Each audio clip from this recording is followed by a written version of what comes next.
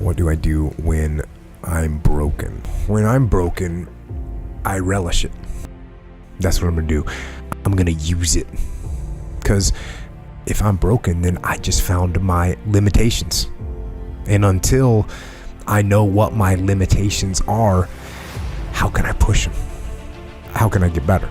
But once I see it, once I feel it, once I see where I was broken, then I can attack that weakness.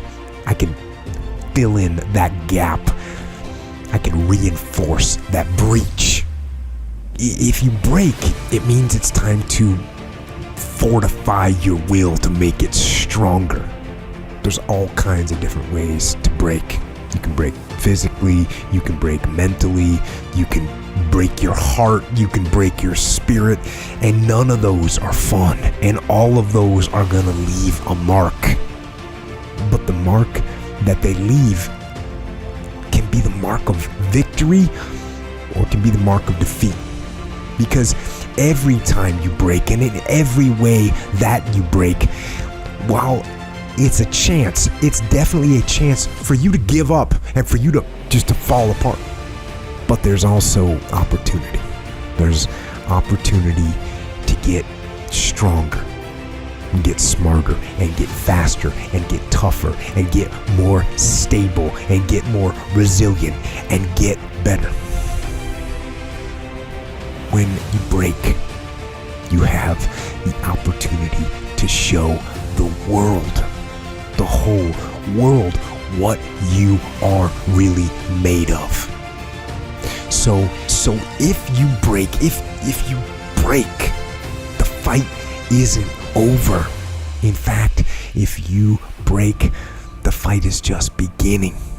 And as you crawl up and out of that dismal and wretched place, covered in blood and sweat and dirt and filth, as you rise above what you were, and as you take the form of who you are supposed to be, you will see that in the very act of standing up, in the very act of fighting on, you will become and you will remain unbroken. I'm not saying to put yourself down. I'm saying listen to the truth. And the truth isn't in the 20%.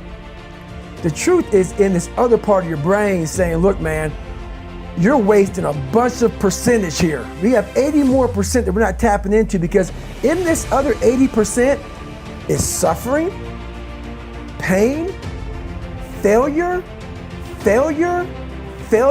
self-doubt, darkness, and then a whole bunch of light. But to get to this light, you gotta go through all of this shit. So a lot of us know that. I can get over here, but over here, man, this is much better, because I gotta go through this journey that is not fun. This from 20 to 100%, this shit in between is not fun. So we decide to live over here. So everybody goes, how do you do that? You know exactly how to do that. You know exactly, it's not a magic trick. There's nothing I talk about in that book that's a magic trick.